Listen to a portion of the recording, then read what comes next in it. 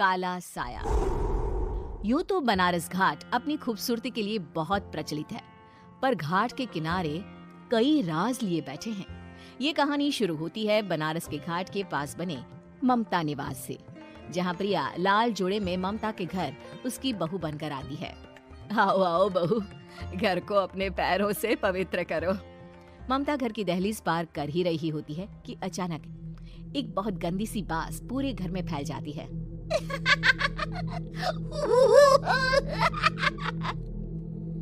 ये बदबू और ये आवाजें, ये कौन हंस रहा है माँ?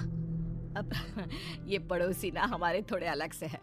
कहाँ हम शाकाहारी और ये मांस मच्छी खाने वाले। छोड़, तू ध्यान मत दे और गृह प्रवेश कर।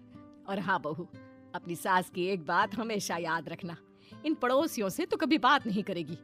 अच्छे लोग नहीं है ये। अपनी सास की ये बात मानेगी ना बेटा? हाँ माँ, जो आपकी मर्जी, मैं उनसे बात नहीं करूंगी। अगले दिन प्रिया अपनी पहली रसोई बनाने रसोई घर में जाती है।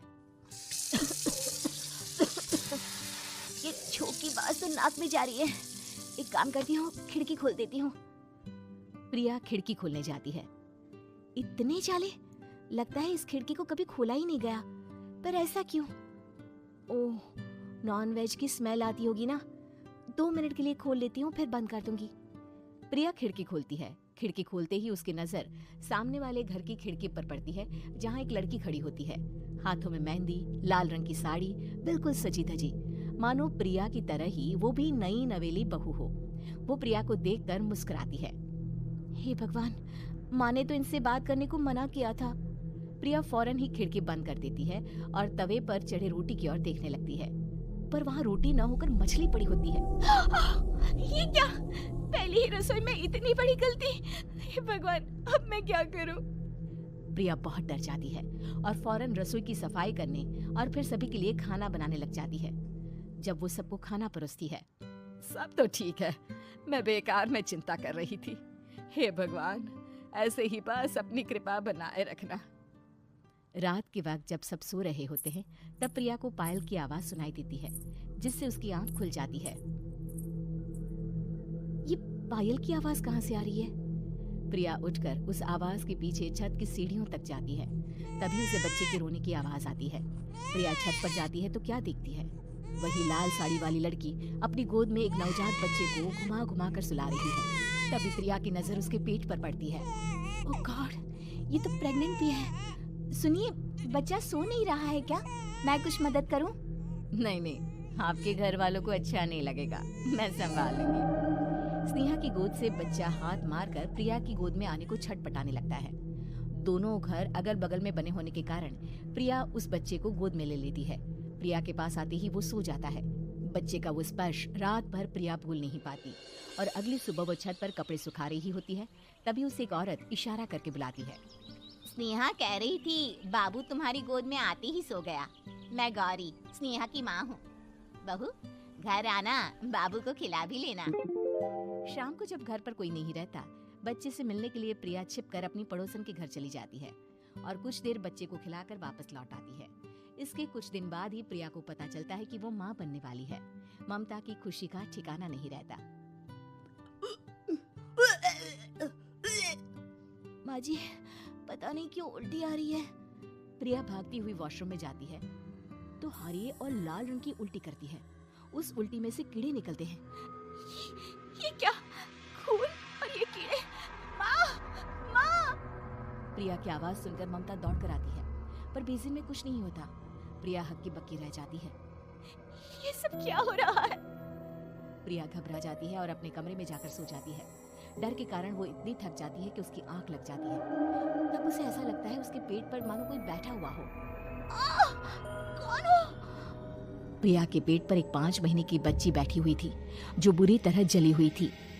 माँ, तुम ही मुझे लाई ना अपने पेट में? मैं तुम्हारी माँ नहीं हूँ। कौन हो तुम?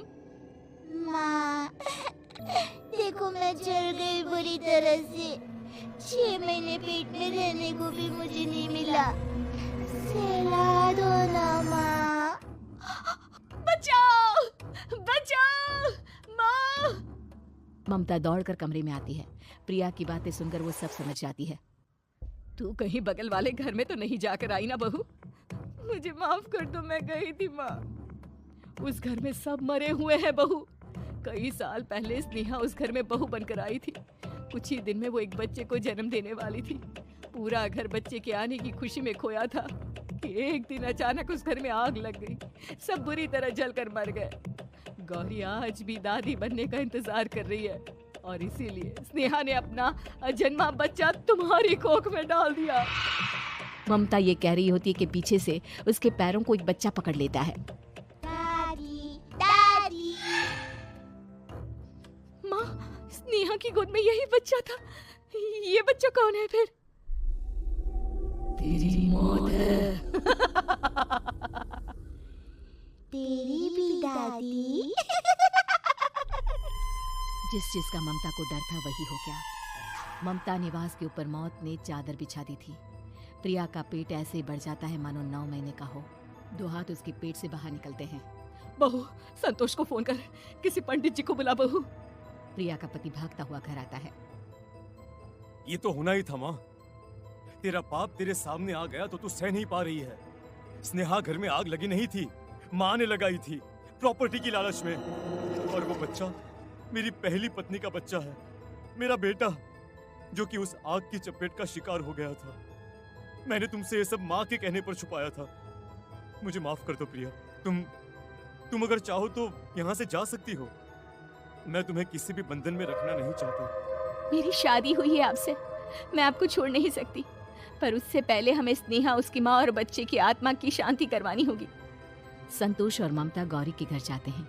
अंदर सब कुछ जला हुआ होता है। जमीन पर जली हुई लाशें बिखरी हुई थी। ममता रो रो कर अपनी करने की माफी गौरी से मांगती है। प्रिया स्नेहा के घर वालों का अंतिम संस्कार करवा देती है और ममता निवास फिर से आत्माओं के साए से मुक्त हो जाता है।